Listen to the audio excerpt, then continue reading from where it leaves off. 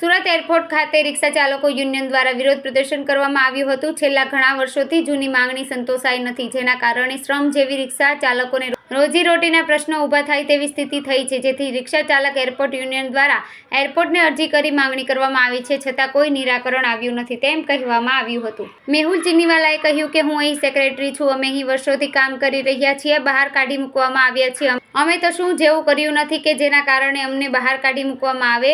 અમે લોકોની સેવા કરી રહ્યા છીએ। ટેક્સીવાળા વધુ ભાડું માંગે છે, જ્યારે અમે ઓછા ભાડાના સેવા આપીએ છીએ। લોકો સાથે તકરાર પણ અમે કરતા નથી। લોકોને અમે રિક્ષામાં તેમની જગ્યાએ મોકલી આવીએ છીએ। અમે વસ્તુઓ પણ જમા કરાવી આપીએ છીએ। અમને અંદર પણ હવે જવા દેવામાં આવતા નથી। અમને અંદર જતાં પણ પોલીસ અટકાવીને અપશબ્દ કહે છે, જેથી અમારી માંગ છે કે અમને રિક્ષાનું પાર્કિંગ આપવામાં આવે, જેથી અમે લોકોને સેવા કરી શકીએ અને અમે પણ ધંધો કરી શકીએ। ઓકે, જે આપનો પરિચય? મારું નામ મેહુલ ભરતભાઈ ચિનીવાલા છે। હું સુરત એરપોર્ટ પર સેક્રેટરી છું ઓટો રિક્ષાનો। અમે અહીંયાથી વર્ષોથી ધંધો કરીએ છીએ। આજે વર્ષો થઈ ગયા, આજે અમને એરપોર્ટમાંથી બધાને બહાર કાઢી નાખ્યો છે। સાહેબ, એમાં અમારે એવું કહેવું છે કે અમારી ભૂલ શું છે? અમને કાયરા કેમ છે બહાર? અમને કે અમારી ભૂલ બતાવો। અમે કોઈને કે પર્સ નથી ચોરી કર્યા, નથી કોઈના બેગ ચોરી કર્યા, નથી કોઈને ગાળામગોળ કરી, કંઈ કસ્ટમરને કંઈ બોલ્યા નથી। અમને કસ્ટમરને સેવા કરીએ છીએ કે ભાઈ કસ્ટમર આવે છે, દિલ્હીથી આવે, બેંગ્લોરથી આવે, હૈદરાબાદથી, ક્યાંથી બી આવે।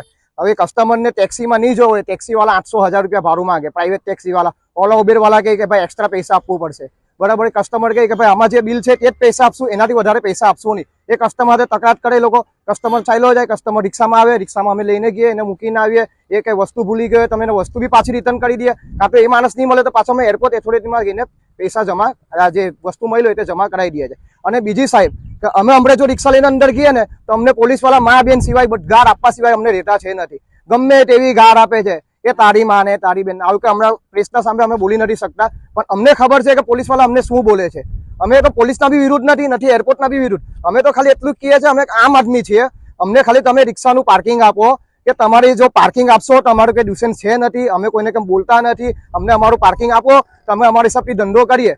અમે સવારથી લઈને 6 વાગ્યાથી લઈને રાતના 3 વાગ્યા સુધી એરપોર્ટ પર હોઈએ છીએ। અમારા કસ્ટમર લોકો બી અમને કહે છે કે મેહુલભાઈ તમારી રિક્ષા કેમ નથી આવતી, કે નિલેશભાઈ તમારી રિક્ષા કેમ નથી આવતી, નિક્કીભાઈ તમારી રિક્ષા કેમ નથી આવતી। હવે કસ્ટમર લોકોને અમે શું કહીએ કે ભાઈ અમને રિક્ષા બહાર કાઢી નાખી છે। હવે અમે આટલા બધા પૈસાવાળા તો છે નથી કે રિક્ષા વેચીને નવી ગાડી લઈ આવીએ। અમને એમ કહે કે તમે ગાડી લઈ લો। હવે ગાડી લેવા માટે બી સાહેબ 10-15 લાખ રૂપિયા હોવું જોઈએ, ત્યારે અમે જઈને ગાડી લઈએ। હવે રિક્ષા અમને કેવી રીતના, રિક્ષાને અમે કાગળથી લઈને બધું જ અમારું ઓકે હોય। અમે આઉટ સિટી બી, આ તો કંઈ નહીં, લોકડાઉન હતું, પૂરું લોકડાઉન, ત્યારે બી બહાર વાપી, દમણ, સેલવાસ અમે રિક્ષામાં પેસેન્જરને મૂકવા ગયા છે। કર્ફ્યુ લાગેલું, અમે તે નહીં જોતા, કોરોના થાય તે નહીં જોયું, અમે બધો ધંધો કરીને ચૂક્યા છે। સાહેબ, અમને છે ને તમારા સાથે એક વિનંતી છે હાથ જોડીને કે અમને અમારું પાર્કિંગ આપો, અમને અમારો ધંધો કરો। ભારત માતા કી જય।